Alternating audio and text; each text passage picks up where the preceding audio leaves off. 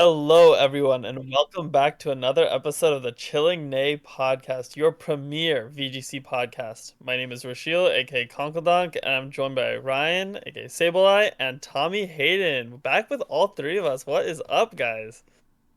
How long can I sit here with this thumbs up? Do you guys think I can sit here the entire podcast with just my thumb being up? I mean, At what point do a you little think while I ago, get bored? you started with all the plushies. We just gotta have a new gimmick each time, I guess. Tommy, how Don't you say how you you feeling won't. back from LA? I'm so happy to be back recording with you guys. Again, I was telling you a little bit. I was like, I don't want to be too negative, but it was really a scuffed experience at LA. Um, I just couldn't believe all the problems they were having. And hopefully that doesn't happen anytime in the future. I didn't think it would happen 2 years into a game's life cycle either. Like, yeah, it was just a bit disappointing to see, to be honest with you guys. So, Yeah. yeah, I'm happy to be back. I'm so happy I did go. I met so many cool people. I got to hang out with so many cool people while I was there. I've really had a good time while I was there, hanging out with the people outside the tournament experience, outside the scuff travel experience I had. Shout out Wally the Bandit. I got to hang out with them for a while during the tournament. Shout out to Sean, Show. I don't know much about them, but I met them at the tournament. I was just like, oh my god, I'm going back to the Airbnb while I wait for the next round to start. And he was like, can I join you? I was like, yeah, absolutely, bro. So we just started hanging out in the middle of the tournament. He became a friend. He's a Seattle area player.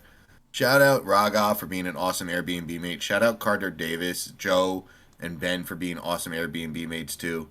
Um, Shout out Beanie for picking me up from the airport and spending the day with me on Friday.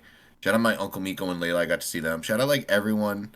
I got to hang out with Kenny and Roosevelt. Like I was so blessed to be able to hang out with so many friends and see so many friends. And despite the tournament being so scuffed, I still had a great time. Um, and I think that says a lot about the community in general. Agreed. I That's awesome. think That's awesome. Good to hear. it was one of the more troubling or regionals that they've really had the most trouble with in a long time, honestly. And it's sad to see, and I really hope it doesn't, like, if that was your first event, I really hope it doesn't like paint a bad picture. You know what I'm saying? Like I don't want people to go in thinking that's kind of like the normal. That's not the normal. It was an unforeseen circumstance, and it's just really unfortunate. But I think we talk about Mons for a bit before we start talking about kind of what happened Yeah. there. I didn't even tell you Yeah. guys about So. my round nine. I apparently played a famous streamer. Do you guys know this guy, Oh yeah. Void? You played Void, yeah, yeah, yeah, Yeah, yeah. I played That's really Void cool. round nine. He was delightful. Nice. And Faye Meta, I hope Yep. I'm pronouncing that right. And someone else wanted to watch the game, and I was like, yeah, sit down, watch. It's round. We were playing at the sixth. We were both 5-3 at this point. So winner is six and Yeah. three, loser is 5-4. And I was like, yes, please watch, have a good time. Yeah. Like we're not really playing for anything important at this point. Like, at this point, Yeah. neither of us make day two. I'm just having fun. I don't know who this person is. I saw Void, and I was like, is this one of the Limitless tours? Because there's like a Void Bunny, there's a Yeah. Void this on Limitless. And I said, oh, do you play Yeah. Limitless online Yeah. tours? And they go, no. And they thought I recognized them from that, I guess, from Yeah. being an actual famous streamer. Yeah. That's funny. And, no, that was really fun, though. That's They were good. so kind, and I really can't say enough nice things about them. But that was their first regional, and to have such a scuffed experience at your first regional is Mhm. really like that. We're trying to grow the game. We're trying to get people like him who have 152,000 followers to tweet about Pokemon regionals. And that's the experience we give this person. That's what he's subject to at his first regional. A 3-hour delay with at any moment between 8:30 and 10:30. We thought it was starting at any moment. They said, oh, try to connect. Oh, sorry, wait, give us a moment. We're trying to fix it. Try to connect. Like at any point, Yeah. we thought we were starting for 2 hours straight. It was the most mentally gruesome regional experience I could imagine from a player's perspective. And we mentioned this earlier. I didn't realize I've been to 16 regionals now. That was my 16th regional. The people who did the tech for this one should be ashamed of themselves. The organizers should not be allowed to do anything like this again because I felt so bad for the judges. Shout out the judge staff. Shout out Rose. Shout out um, Jake. Shout out Dakota. Shout out Temporal. Shout out all the judges I interacted with. I really sympathize with them because they could see player base was getting frustrated. They were frustrated. We were all just trying to figure it out. And to see that the tech just apparently the rumor had it that the internet couldn't handle the amount of devices Right. we were trying to connect. Well, how do you not realize that before an 800 person event? Like, how do you not realize that before round one? I And they're think just like, all the blocks worked.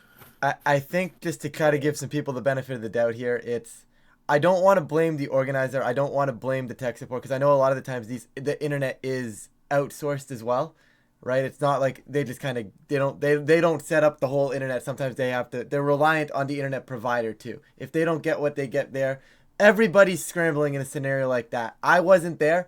I don't know how it was handled, right?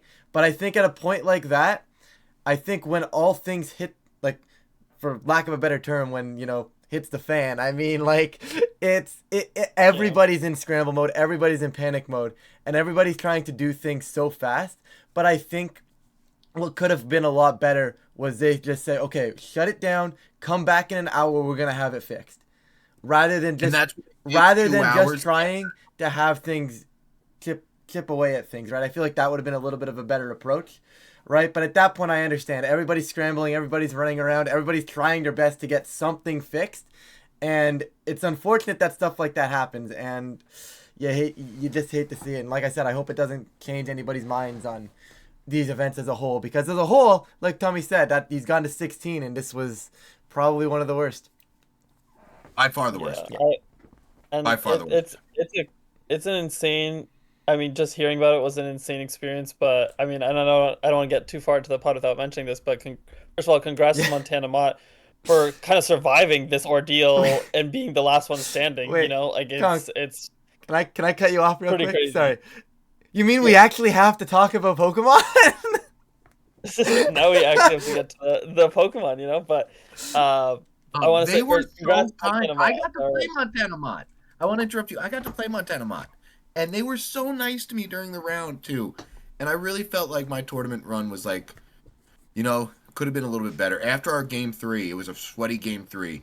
And they were like, did you count how many Astral Barrages I had? I said, should I have been? I felt like such a caveman answering a question like that. But yeah, no, they really got me in the game three. Like, it was so cool to meet them and like get to interact with them a bit. So like I couldn't be happier for them winning too. And shout out Zach, Professor Shroomish, their boyfriend. He's so kind too. I've had the pleasure of playing both of them at regionals now. So really That's cool to see both of them. Yep. Well, so I want to give you the floor for a little bit. So talk about kind of the team you brought, your run. Talk about like your match with Montana and stuff. I want to hear all about it. All right, so going into the tournament, my prep was pretty crap. I thought my prep was good, but I got 12th in my Tuesday tour. My last loss was because I lost 2 out of 3 Draco Meteors the last turn. My Wait, loss first to tell everyone the team. First, everyone Yeah. tell everyone the team because everyone needs to know what Ryan's been suffering with for Yeah, the okay, last guys, little I'm bit. He's surrounded after by learning Dondozo players. learning the I don't know boom. what to tell you guys anymore. so yeah, I really I took a page out of Conkeldon's book. I took a page out of the Jump Across book. I reached out to my buddy Mike D'Angelo. I said, "Hey, deranged people, I'm thinking about running Dozo. I want to join your deranged crew." And I felt like I was joining the Mad Max gang when I spray paint my mouth silver right before I like dive in. But yeah, One no, of I us. brought one of it. I brought Dozo, Tatsugiri, Glamora, Palmot with Whimsicott and Miraidon. I was testing out Shadow Rex with this core, which actually made it onto stream. Shadow Rex Dozo core made it onto stream. I was testing that out Yeah. before Rajan won the tournament with Miraidon. And once I got to test out Volt Switch into Tatsugiri and Wave Crash or substitute with Dozo, I said, oh, I like this. And then the electric terrain helped Versi and Moongus matchup a lot. Going in, I hated my Miraidon mirror. I said my Miraidon mirror is reliant on Terra Ground, Tatsugiri, and Volt Absorb, Palmot with Fake Out. And I need to try to get speed control with my matching Tailwinds. And I think I have to go Timid Nature to make sure I outspeed if I do match Tailwinds. Um, and then some of them started going Timid, so I was losing speed ties in practice. Again, the Palmot Fake Out, so if it was Specs Miraidon, it was easier than Life Orb Miraidon, which I actually faced in the tournament. So round one, I pull Rajan's exact team, very new player, very kind 2-0. I'm like, all right, I pull my worst matchup. At least I can't pull a worse matchup going into round two. Like, let's go. Then I couldn't script a worse like matchup than this one. It was Groudon, Raging Bolt, Flutter Mane, Tornadus. Yeah. I was like, oh my god, they have speed control. They have a ground type that I can't Volt Switch. They have Raging Bolt and Flutter Mane, which pressure my Terra Dragon Dozo. I win 2-0 somehow. So at this point, I'm like, I faced two very bad matchups. I won 2-0 both of them very like confidently. Let's see what I get round three. It can't be worse. I pull a Dozo, Tatsu, Miraidon, Whimsicott mirror match. Glamora carried. Glamora legitimately carried me. Without Glamora, I lose that game. They had Ogerpon Rock, and they had Smeargle, I believe. I forget their 6-mon. And it was like Glamora hard carried me that game. Without Glamora, I don't win as confidently as I do. So at this point, I'm 3-0. I've pulled three cursed matchups. I'm like, it can't get worse than this. Then I pull Miraidon, Iron Bundle, Flutter, Torn. It got worse. And I don't, like, it went to a really close 3-game set. Andrew Block was the player's name. They got 40th in the tournament overall. It had Iron Valiant on it too with wide guard, so I couldn't just safely discharge or Draco because of the threat of the Iron Valiant switch in, which they didn't bring to either game. They got top 32 at Indy. They got 40th place at LA. The dude's gaming. Shout out Andrew Block. Very kind person too. Got to talk to him a bit after the game. So at this point, I'm 3-1. I say it can't get worse than this. Then I pull a nasty plot Shadow Rex balance team. I'm like, I think this is a neutral matchup for me. I lose game one. I figure out what they're trying to do. I win game two. Game three, I think I set myself up pretty well. The last turn of the game, I'm playing around a follow me Astral Barrage, fake out Astral Barrage. And I'm like, I think I need to just like play it out. If I Draco Meteored, I think I'm in a better position because then I don't kill their Clefairy and they can't protect again the next turn. So then but I'm locked into Draco Meteor, then I can't do damage to their Clefairy, so it's like a really weird end game. And again, this is versus Montana Mott, who ended up winning the tournament. So he's like, after the set, he's like, did you count how many Astral Barrage I had left? He's like, I only had one left. The last one was the one I won with. It's like, oh my god, it was a close freaking 3-game set. So at this point, I'm like 3-0 to 2, like 3-2. All my wins were dominant in bad matchups. All my losses were really close sweat fests. One of them in a bad matchup, one of them in like a neutral to almost positive matchup for me. I think any type of setup is positive for me as a Dozo unaware player. So the fact that they have a nasty plot dedicated move slot, they can only Draining Kiss, they can only Astral Barrage. So again, as a Dozo player, unaware, I think any setup moves are beneficial to me. But the balance core around it, again, a kick-ass player that's able to win a regional around it too, very hard. And the fact that I took him to a very close game three is something I was proud of. So going into round six, I'm like stressing. I'm like, this is a must win. My back's against the wall after starting so strong. And I play a very good player. Again, I see what they're trying to do. I lose game one. Win game two. I think I 4-0'd him game two. Or that might have been the next round. No. That might have been the round. That might have been versus Andrew Block. I 4-0'd him game two. I forget the exact specifications, but all I remember is I had Pawmot upper hand on the court. And every time they could have clicked a priority move, they did not click a priority move. Now this is the fourth or fifth time that interaction. It's game three, it's turn 5 of a 13-turn game. This game is bothering me so much, if you can't tell. This turn is bothering me so much because in my head, I'm like, if I click upper hand and they swap, they do gain momentum. Every time I've clicked upper hand and they've had the opportunity to click a fake out or a sucker punch, they have not done so. They've played around my upper hand. If I click it here and I get rid of the Chen Pao, I'm in such a good spot. If they click sucker punch and get rid of my half health Tatsugiri, I just bought back with a revival blessing, it puts me in a weird spot. I think I'm predicting the switch. I'd rather go for the icy wind in close combat. They hit sucker punch and that wins them the game essentially. I was too hard for me to come back from. And it's just one of those like plays that like they really played it well. They conditioned me into having to make that tough decision. Again, it's a 13-turn game. If I get rid of their Chen Pao there, it becomes an 8-turn game and I think I win. But like it became a long drawn out like slugfest again. And I'm mentally exhausted. I go from 3-0 to 3-3. I go from 2-0 2-0 2-0 to 1-2 1-2 1-2. So I'm like again, none of my losses were really like I didn't get dominated at all. And my wins, I was dominating people.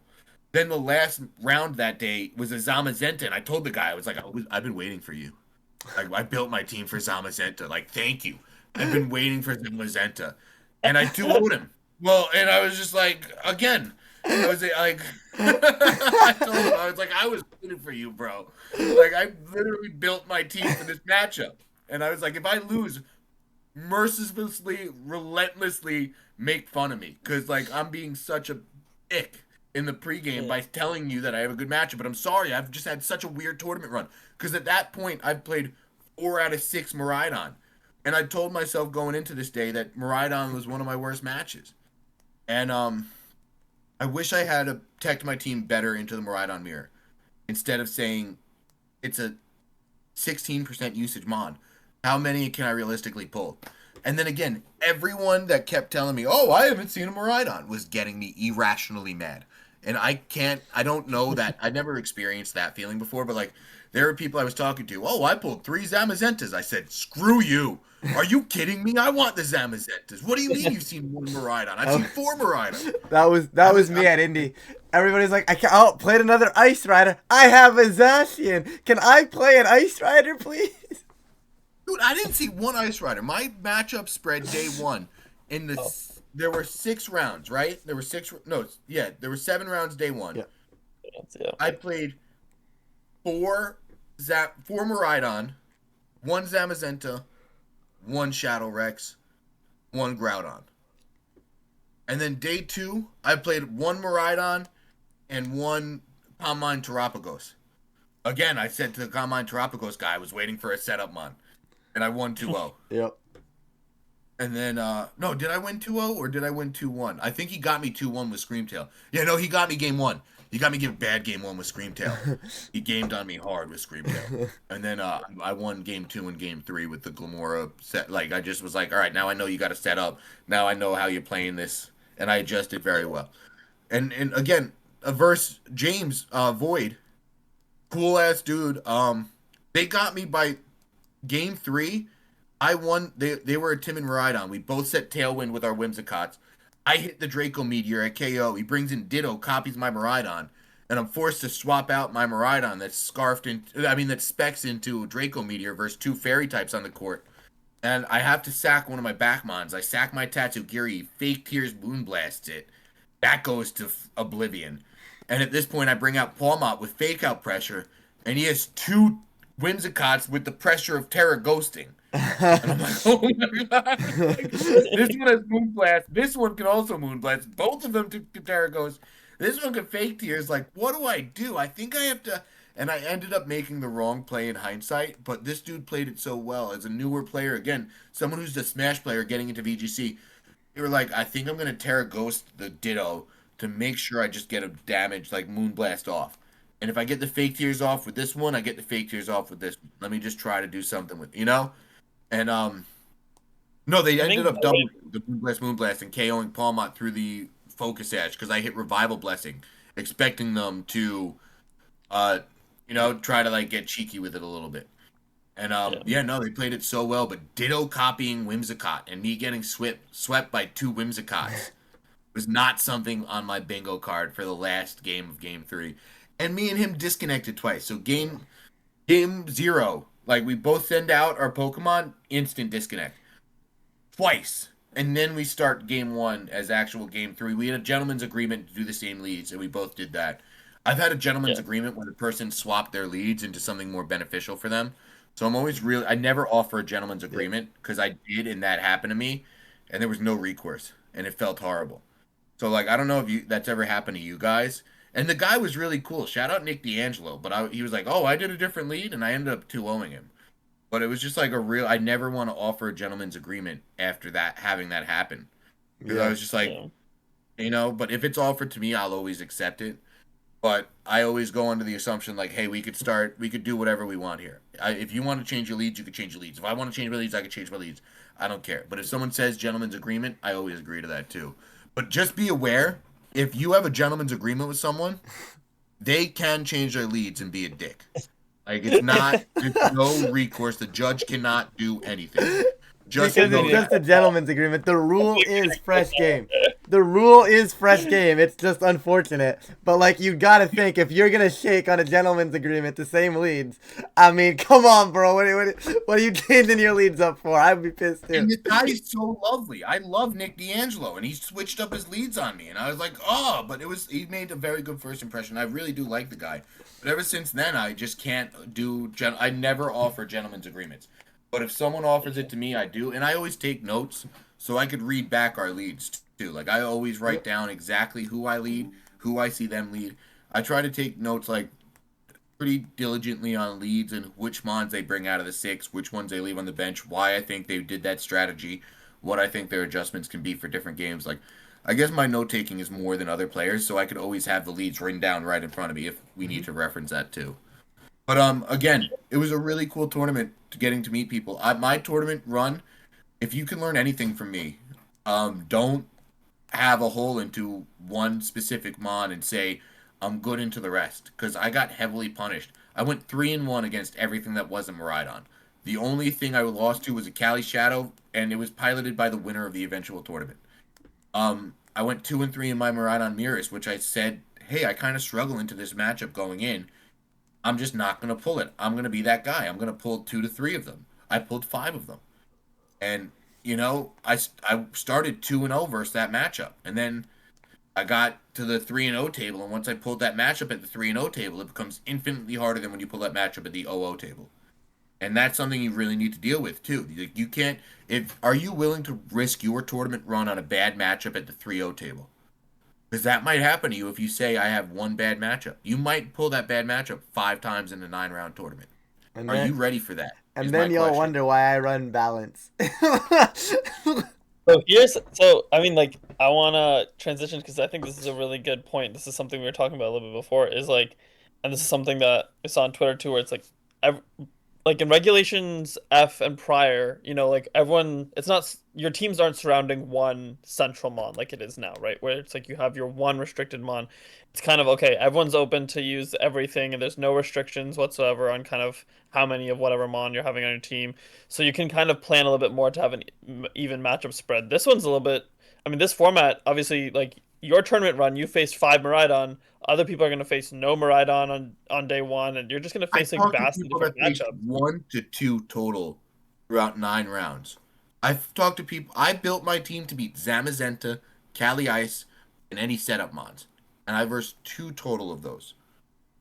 So I'm curious what on your guys' thoughts on like Reg G right now, in terms of like, how do you feel about like kind of the tournament experience where like there is a little bit more of that, I guess, variability with the matchup spread, but also just like one restricted in general. Just curious how you guys are feeling about Reg G. I personally think that I think I hate to say that this is a balanced format because I don't know if it necessarily is, but I think the mindset of going into a tournament with a matchup that you can at least have a chance at, or if you can say, if I pull this restricted, let's say for like the top 8 of them, that you have a game plan or at least have a match. It may not be the best chance, but at least there is a chance that you can outplay.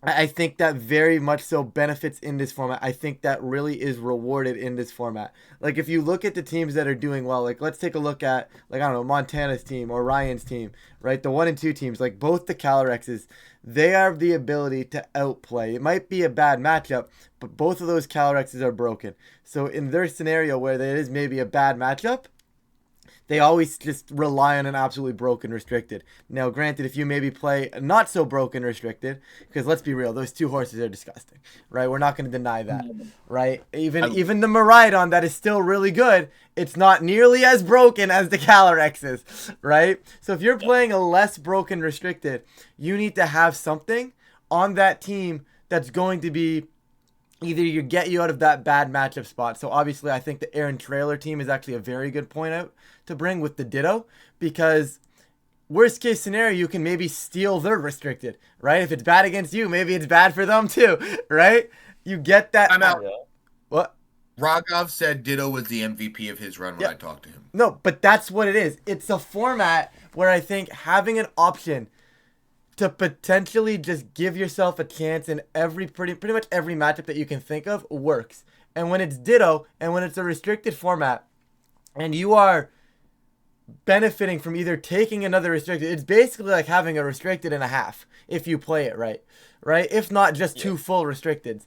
And that is absolutely massive. And then you can do so much more with Ditto too. If I need to bring it in, maybe steal their Intimidate. Maybe I steal their Grass type. I'm immune to Spore now. Right? There's so many things that I can do with Ditto. And there's so many ways that you can just kind of cycle around your pieces.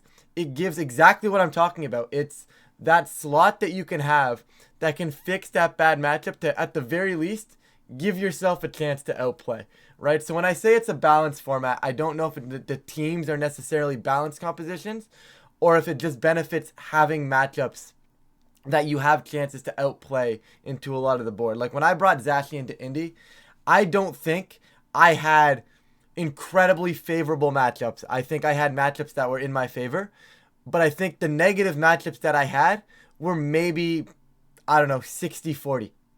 And I felt very fine with that because it's like 60-40. I mean, that's almost neutral. If I need to outplay, I can outplay, right? And that's what I felt comfortable with going into Indy. Now, granted, it didn't work. I played like garbage in Indy, but that's besides the point, right? I had the matchup. I was comfortable with the team, and you do see Zacian actually got third in LA, so maybe I Yeah. wasn't too far crazy. Y'all were calling me crazy. That's all I'm saying. Y'all were calling me insane. I want to ask a question about that after too, about the Go top for eight. my rant's pretty much done. That was my statement, but you can ask now, Tommy. We should definitely get into the top eight, but I want to quickly touch on this because I think it's Yeah. super interesting.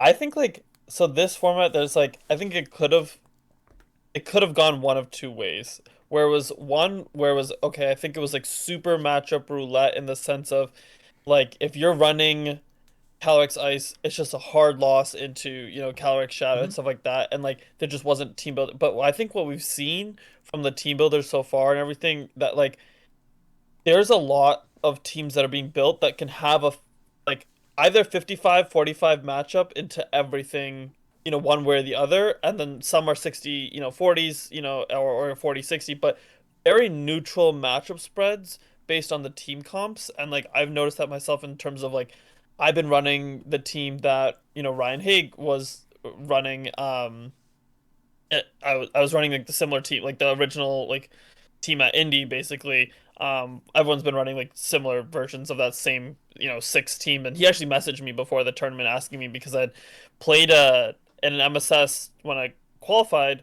I played Sohaib in finals, and he was running Zacian, and he ended up beating me in finals. And so he was asking me about the Zacian matchup, and I thought it's actually funny that he ended up playing that in top four.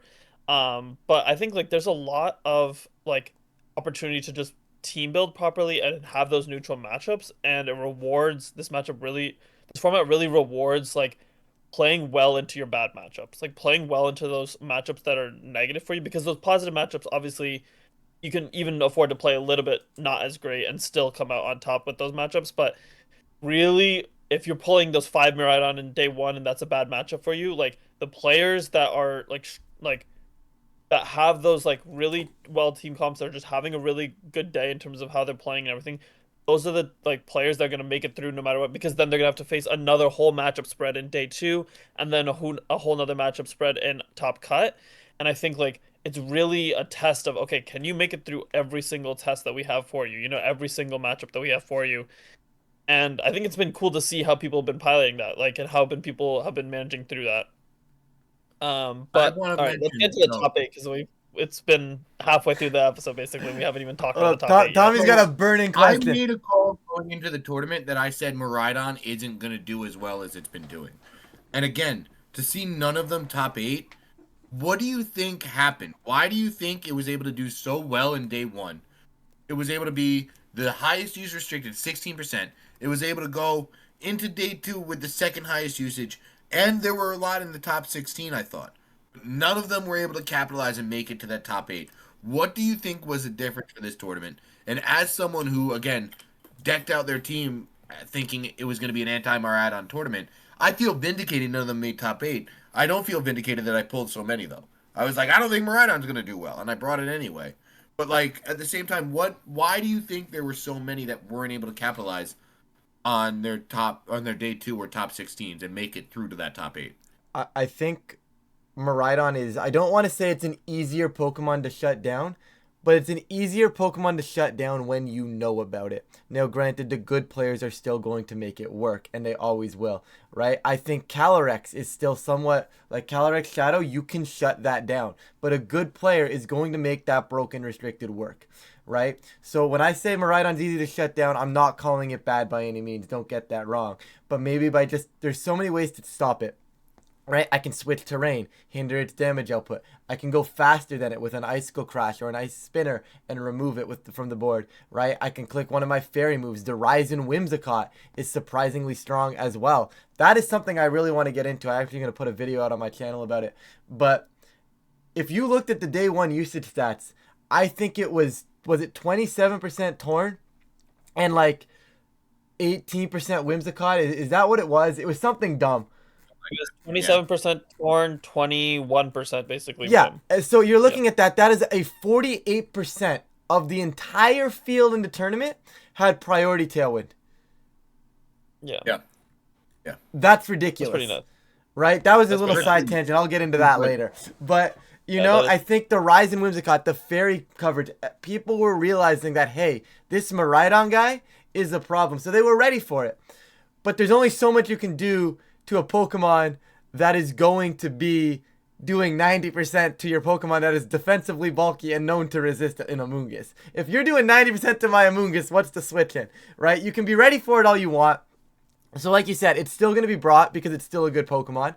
But is it going to convert when you get to the top tables? And I think that's what you saw. Obviously, it got 9th, so it did go 11-3 in Bubble, right? So you can't really say that it didn't top Like, 8 because to me that is like a top 8. There were some in the top 16. There were some in the top 16. It was just one actually, and it bubbled. It went 11-3. Now, I can't really say that to me when I look at these, I will never cut my analysis of a tournament off for like when I'm prepping. Maybe when I'm just looking at it, I'll look at top 8 and I won't really move on. But when I'm prepping and I'm saying, okay, what's going on at these tournaments? If I am not looking at those 9 through 11 tables or whatever the number of bubbles ended up being, I'm kind of throwing because all of those teams could have very easily cut if one of their other opponents had maybe won one other round, right? So I am always checking those teams. So did Miraidon have a great event? Not overly, but it did pretty well, I think. Like, it's still okay. In a restricted format, it's going to happen. It won an event. It's going to be heavily counted, especially at the top tables. And it still performed. It got 9th. It got 17th. Those aren't bad at all. That's a bubble on the top 16, and it's a bubble on top 8. It's still really strong. But you're right. It didn't quite have what it took to win the event, but it was still an incredibly strong one. I think it performed well for those that really grinded it out and knew what to do with it. And again, as someone who leveraged their tournament run against Miraidon, seeing so many day 1 and then seeing it not perform in day 2 was something I was like, oh, I feel like I was right, but I wasn't because the results were there that, Yeah, different universe, Tommy, who knows, right? Straight up, who knows, right? If you get a different matchup spread, who knows? But you could say that for quite literally anybody. Anyone's tournament run. But and then again, so you might make the call that so-and-so is going to do well or so-and-so is not going to do well. And the call might be right. Capitalize on it. And the call might just be right. And if you... It's interesting. Yeah.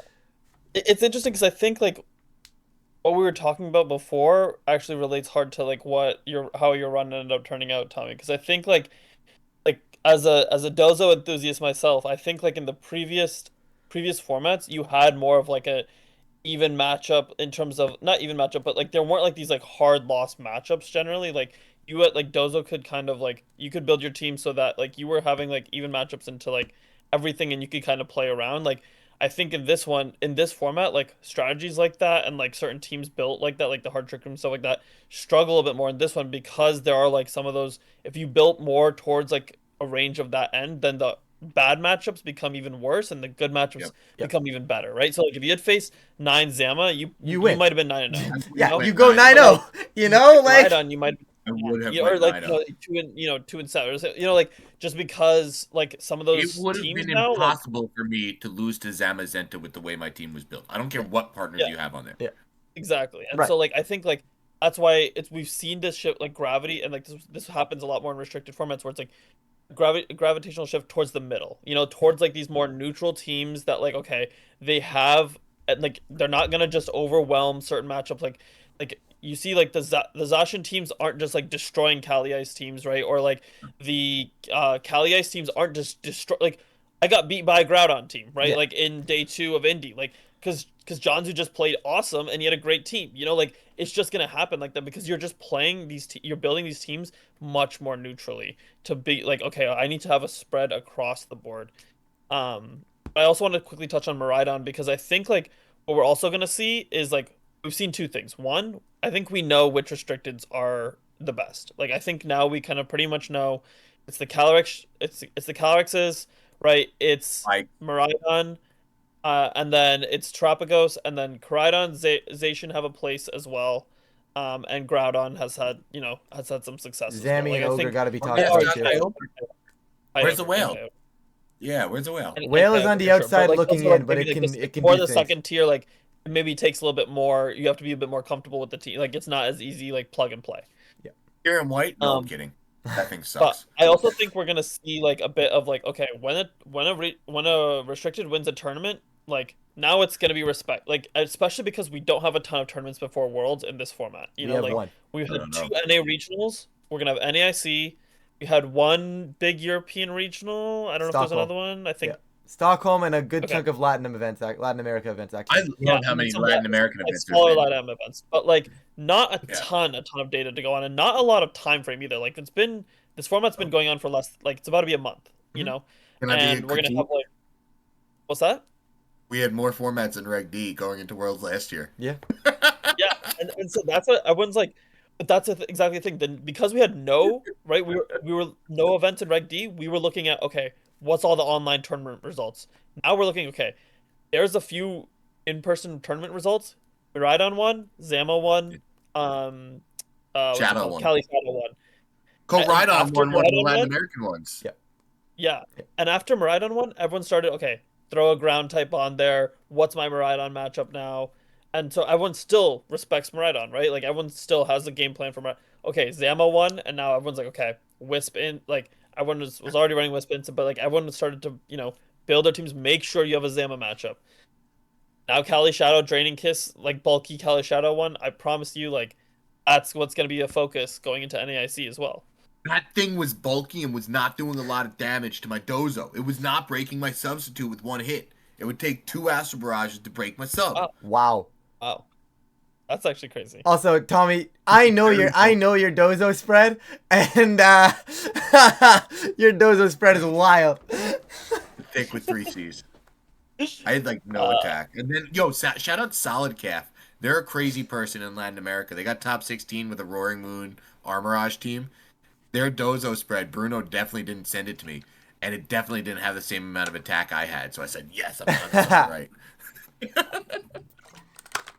but it's been an interesting format. So I'm curious on. So I want to like kind of have the floor on like some niche mons that I've been seeing usage like the priority tailwind stuff, but also just like are we feeling heading into NAIC? Because I think everyone's starting to like hit the panic mode of okay, people are trying to get their invites now too. Like I think people are gonna like our last ditch effort for invites or trying to win the travel awards. Like I think we're gonna see very interesting stuff at NAIC, but curious on your guys' thoughts. What do you guys feel like is the strong points going into NAIC?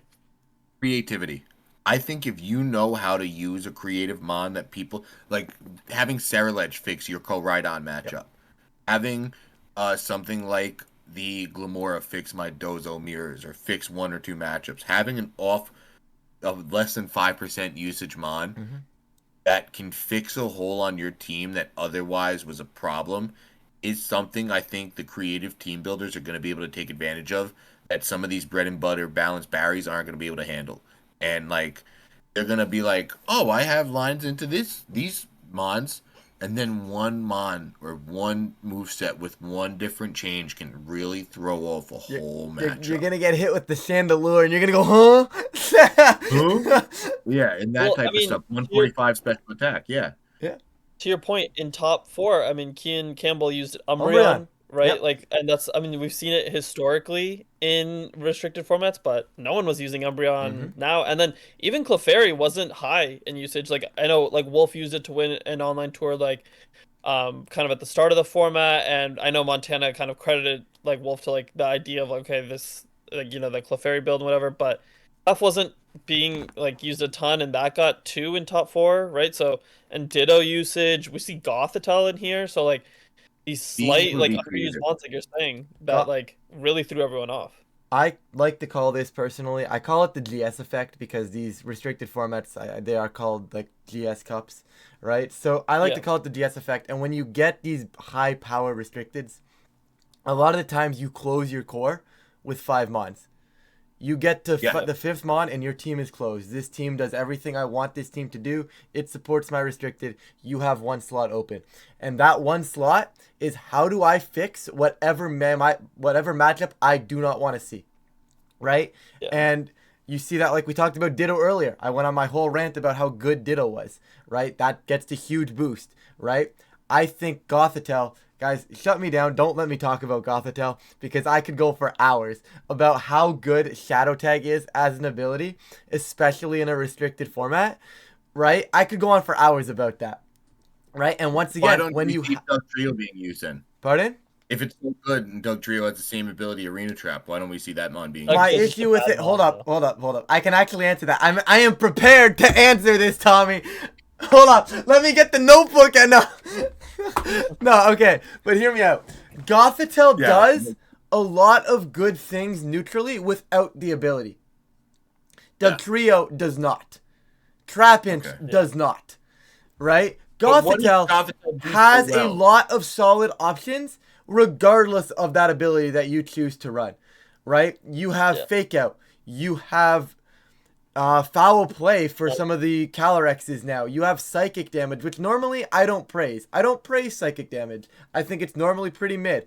But in a format like this where Amoonguses are on the field and you can trap pieces in, with especially like maybe Urshifu and you're trapping it in, psychic damage is good, right? You have a lot of options with this thing. You get Helping Hand if you so choose, right? You get tons of options. Maybe Taunt is really good to stop a Trick Room from going up, right? You have tons of options with Gothitelle, despite the ability. And then you add the ability. crazy. It turns out taking an element or a way to play the game away from your opponent is good. Who would have thought? Hot take. Hot take, I And know. the downside of Gothitelle normally is it's a very passive, like it's a pretty passive piece, and so Mhm. like it's usually been seen on like Wolf won last year with it with Perish Trap because you don't have to do a ton of damage. You just need to survive and not have your Yep. opponent switch, and you just need to click Perish Song. But restricted format, one mon is just gonna nuke stuff. That's why it was good in like 2022 as well. Like Mhm. it's always been good in restricted format where it's okay. The aside mon is just destroying mon like the other mons, I and Gothitelle can just kind of sit there and click Helping Hand. It can I'm, click Fake Out. It can click Hypnosis if you want yep. to, like whatever support move. So it's, I mean, I'm not so shocked to see it do well again I for am sure. surprised nobody's put it with Miraidon yet, or at least from what I've seen.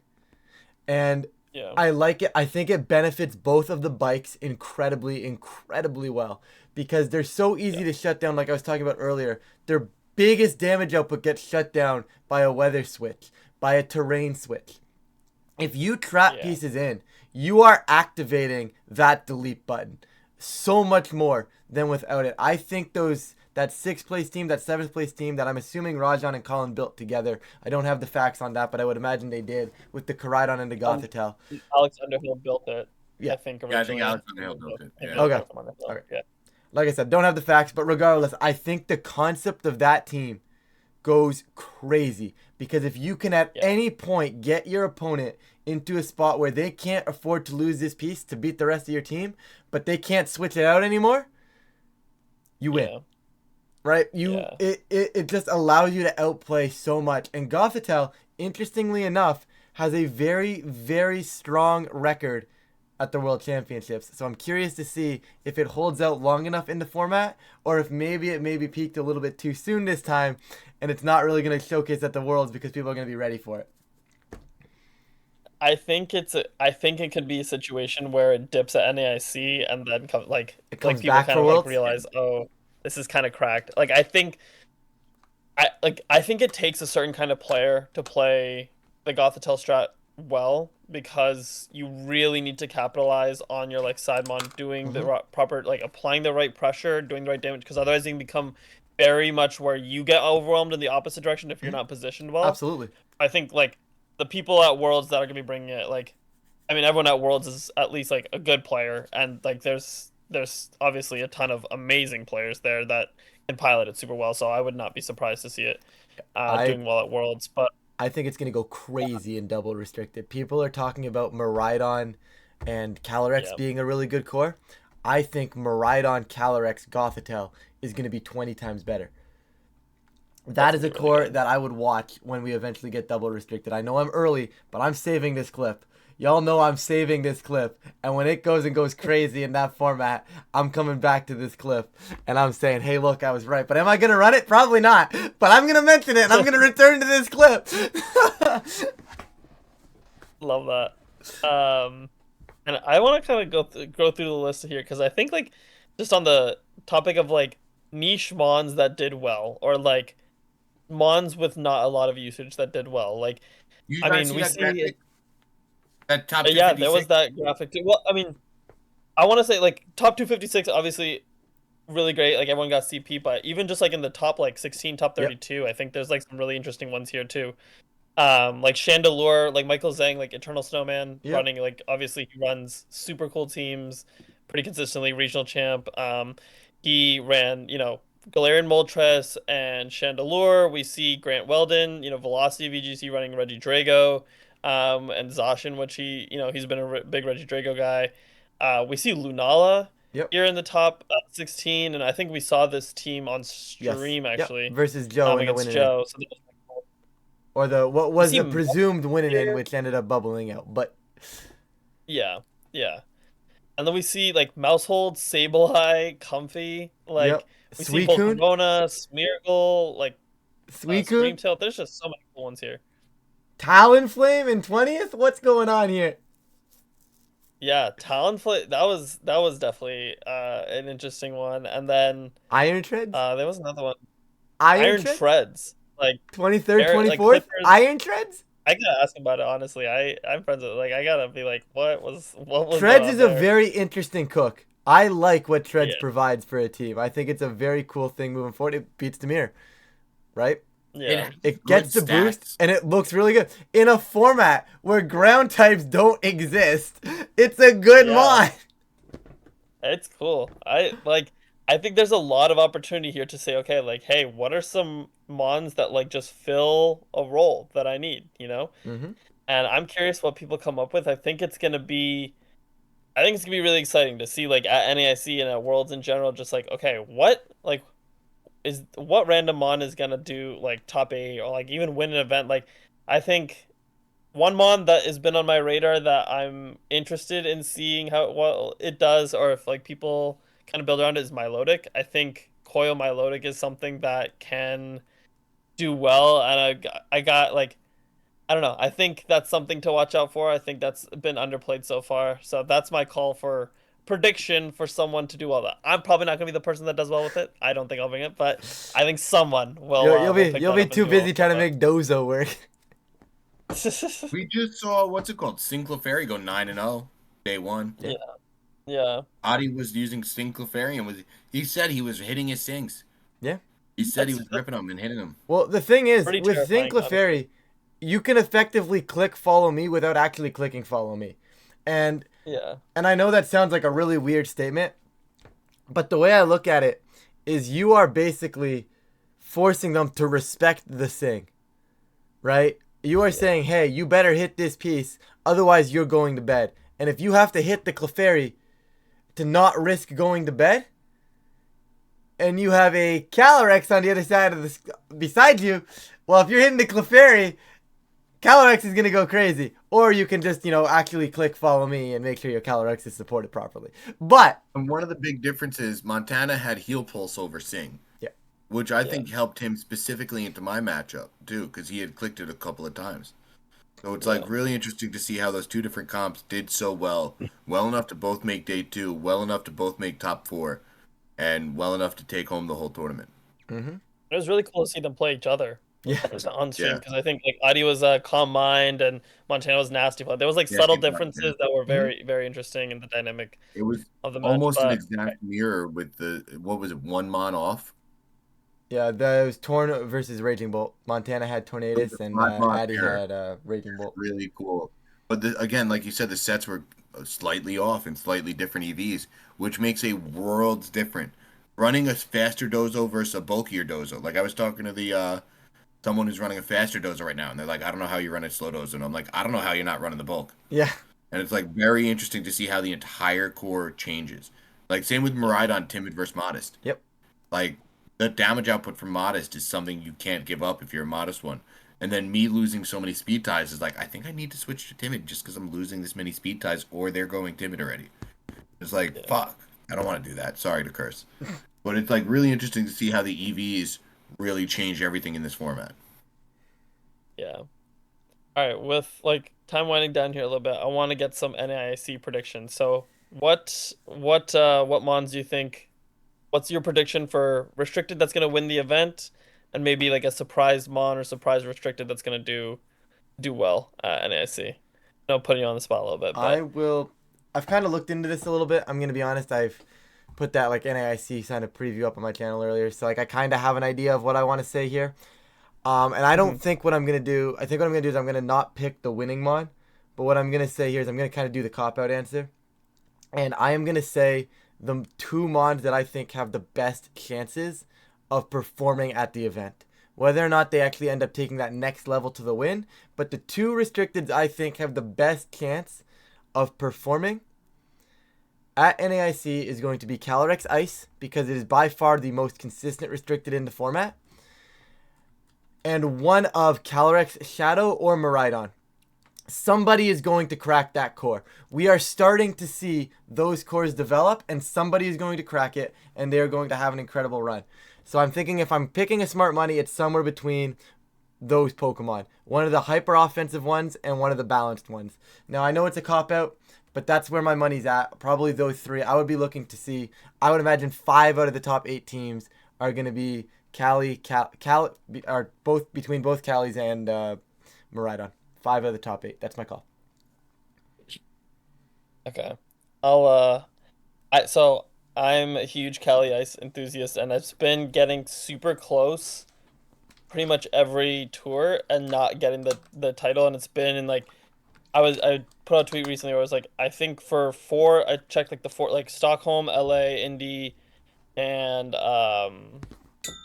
shoot I'm forgetting one uh one other regional, and like out of those 32 like teams in cut, 8 of them were Cali Ice Yeah. teams, which was the most. Like it's just been so good, it just hasn't gotten Yeah. to that point yet. So I think Cali Ice has a really good shot. And I think that's the one that's gonna win the event. That's my Okay. prediction. But the other one that I think is gonna be like sneaky, like I think it's gonna have a lot of representation in day two, and I think it could have a decent representation in cut.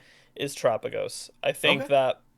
I think that people are gonna, correct a little bit for the because the Cali Shadow, you know, bulky Cali Shadow stuff, and I think that people are gonna have like I've seen like Chiyu pick up a bunch for the Zama matchups and stuff like that. So I think people are gonna build a Trapagos teams that are gonna like take people like surprise people, and I think NAIC also is an opportunity. Like it's not gonna just be people from North America. Like people are gonna be traveling from Europe, Mm-hmm. from other regions too. So I think people are gonna see new types of team that they're not prepared for, and I think we could see a little bit of mix up there. But I'm gonna say Terapagos is gonna be one that does surprisingly well. Don't laugh. What's that? You got? Can you guys promise not to laugh? Let's hear it. What's the one? It's not a promise not to laugh. The All right. Necrozma Dust Wings hard trick room one. I think it's gonna do well. I don't know if it's gonna win, but I think this is a time where the meta stabilizes. You tech out the trick rooms for those 1 or 2 matches, and you pull the right matchups, and you could dominate with like a Lunala or a Necrozma trick room shit right now. Like the trick room, size spam, sunroom. I think it's if you're a player that's unsure what to run, you have a Trick Room background, that might be the team to try to test out right now, and I think you could go farther than you expect. I think it might be Trick Room, Sunroom, Psy Spam's time to shine. And I don't know if it's Lunala, I don't know if it's Crozma. Another mon I think is going to do better than we've been seeing it do. And I don't know if this is a hot like all right, so I would take Lunala slash Necrozma Dustwings on a Trick Room comp to do well. To like make day two and potentially top bubble out of top eight. Yeah. Not sure if it's gonna win at all. But I'm expecting that to do well.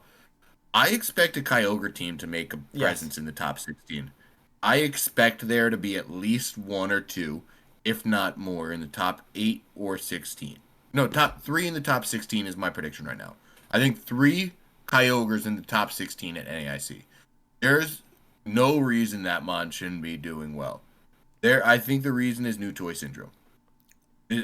Maybe I'm wrong, but like that Mon should be able to take advantage of the meta slowing down. Yep. More than most of the restricteds. I've got 2 points from what Tommy just said. Conk, if you don't mind, I'm going to jump in here. But Yeah, go for it. the Kyogre point, I think it's absolutely incredible. I am all for Kyogre. I think Kyogre is phenomenal right now. I think it's sitting really, really nicely in the metagame. If I'm looking at LA top 8, I am very happy with my AV Kyogre team that I've been running for a little bit into 6 of those top 8 matches. The only one I really don't know is the Gothitelle Koraidon. I don't think I can control that board as well as I'd want to, right? I think that board would be a little tricky. Everything else I'm pretty comfortable into. I'd feel very confident in if I had my AV Ogre there. Right now, I'm not saying AV Kyogre has to be the play, but I am sitting with Tommy here where I do think Kyogre is actually in a pretty good spot, and it could definitely make a splash. My other main point that I really want to talk about here. See what I did there with make a splash? Tommy got it. Tommy got it. I got it. I was kind of hoping I'd slide that one under the radar, but you know, it was too good. So my other point here though is normally Worlds is the format where everybody just kind of goes and they make their meta call, right?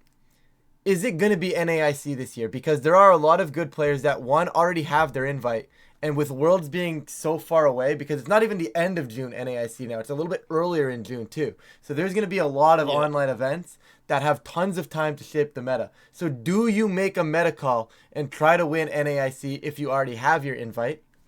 Do you make a meta call to try and earn your invite if you're close? Because you're going to say, well, these normal teams are just going to not do it. Everybody's ready for them. Let's make a meta call. Should be easily good enough to go 6-3 because just of the number of people that aren't going to be prepared. Do we see... You don't need to go 6-3 anymore. You need to go 5-4 now, right? With the point structure? Depends on what you need for your invite, right? Like, if you need top 128, you've got to go 6-3 consistently, right? And NAIC is a massive enough tournament that some 5-4s are probably not getting points at top 256, right? So it really just depends on where you need to fall, right? And that's the point. Do you make this meta call? And will this meta call that somebody makes go crazy? Will they just get the call right and have an incredible tournament run? We've seen it in the past where we've had people, I believe it was Sean back in the day. I don't remember their last name, so apologies for that. But I believe it was Sean back in the day.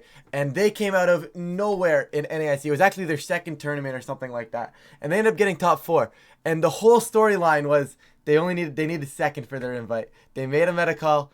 They got top 4. And second would have been their invite. They were that close to getting it. They literally came out of nowhere and almost got their invite, right? There are going to be players that may just have not gone to that many events this year and are going to send it all at NAIC and hope for their invite. There are going to be those storylines. Where is that meta call going to be made? Is that storyline going to happen with a standard team? Or is that storyline going to happen where you get somebody with that just says, I'm going to send it. If I get it, I get it. If I don't, it was a long shot anyways. Is it going to happen? Pengy actually tweeted at me. Pengy tweeted at Zero Blaze. He was like, I need day 2 for my invite. I've never day 2'd anything. And Pengy was like, look at Tom Hayden last year. Tom Hayden made his first day 2 NAIC to secure his Worlds invite. Make it. Why not make it NAIC? Sorry, I didn't mean to cut you off. Yeah, no, but like seeing Pengy use me as inspiration is cool. Like I wouldn't have thought about responding like that, but like You never know, man. You never know when you can make your breakout tournament, whether it be NAIC. If you've been putting in that work and effort, why not now? Don't worry about what you haven't done yet. Worry about what you can do in the future. And if you're putting in the work, anything's possible. And like Ryan's saying, make that medical. Do what you're comfortable with. Like, again, I did what I was comfortable with last year, and I just pulled a bunch of Chen Pao Dragonites that I was teched for. Pulled a bunch of Cheese Fluttermanes that I was teched for. I said, I'm not losing to that core anymore. And I didn't. I lost to Imprison and Didi, and I lost to Casty with Assault Vest Tauros next to a Tinglu, Terra Fairy, and I was like, what the? I don't know. But it was just like, I didn't lose to any of the stuff that I built my team to beat. And I pulled the matchups I built my team to beat. And then in day 2, I lost to Chef Rich, who in a rematch where I should have covered for his Terramore, and I lost to the only Dozo, Joan Perello. And then I beat Nails again, I beat Rajan, and I beat who was it? Diego Argo, I believe, something like that. Diego something. And it's like I beat 3 really good players and lost to 2 really good players. And it's like you never know what's gonna happen day 2. Yep. I finished 10-4, my first ever day 2, my only day 2 still. And it's like you never know. It could be you. It could be you. If you're going to NAIC, why can't you walk out the whole champion? That's everyone's goal walking in. The only reason would be is because you don't believe you can. So, come on, stop being a. On that Can you note, believe it? I feel like that was good motivation, though. I feel like Oh, I was doing good trust me. before Don't worry. that. I'm not gonna cut it. I'll just bleep it. Yeah. I felt like I was giving Yeah. good advice. Maybe that could be All right, a good everyone. thing. Well, on that motivational note from Tommy, we're gonna cut it off here. But we'll be back after NAIC. So good luck to everyone at NAIC. Hope everyone who's working for their invite can get it, and hope everyone has a great tournament. And can't wait to recap NAIC, which is the last tournament of the Yep. season before Worlds. So super excited to see what happens. Wait, Also, time out. Our next episode is going to be after NAIC. Yep. Yep. Wow. And real quick, if you guys don't get your invite, if you miss your invite, enjoy the tournament, guys. Enjoy the fun. Yeah. It's a good run. It's going to hurt. Okay? You are looking at somebody right now who got second place at a tournament, and I was devastated. But at the end of the day, like, you had a good run, you gave it your best, right? If you just miss your invite, right? Did you try your best? Just go out there, play like you're gonna have no regrets. Don't be left on the bench going there. Wow, I really wish I would have made that one play. Go make the play, because then you're gonna have no regrets. Well, you tried your best and it just sadly didn't work out. Head up, come get them next season if you don't quite get there, or head up and you're gonna get there. Don't worry about it. If you don't get there, you don't get there. You get there next year. And I want to talk from. We both have personal experience because I met you NAIC 22 where you missed your invite. And you were devastated, but you were still super kind to me as someone you didn't know at the time. You want to know why I missed my invite, Tommy? Talk to me. Why? I needed top 128 for my invite. I got a little unlucky throughout the tournament. I ended up finishing 98th, and I'm like, yo, sick. We're good. We missed the kicker by like 5 people. That's why I didn't get my invite. Don't bring that up. You were very upset, and I didn't know you at the time. We didn't know each other, but like I was a newer player in the scene. This is my first IC, and you couldn't be nicer. And I was like, whoa, this dude just like I could tell he's upset, but he's still like not letting it affect like like it was really impressive to me to see. And I was like, I could love the tell game, Tommy. pain- I love the people. It's sometimes you let it get the best of you, but I try my best to always have that smile on my face. And again, I was someone you had no idea who I was at the time. It was our first time meeting. And I was just like, you're going to meet people there that are dejected because they missed their invite on something like Ryan is saying. Like, and you're going to meet people that are ecstatic because they just got their invite off a miraculous run that they never expected to have. And this tournament there's going to be a lot of emotions. I know Silverbroom last NAIC missed his invite by 2 points. Yep. And it's just like you're gonna see people that are like that were so close, and you're gonna see people that just made it. And make sure you're cognizant of both. Make sure you're not overly celebrating in someone's face or overly like.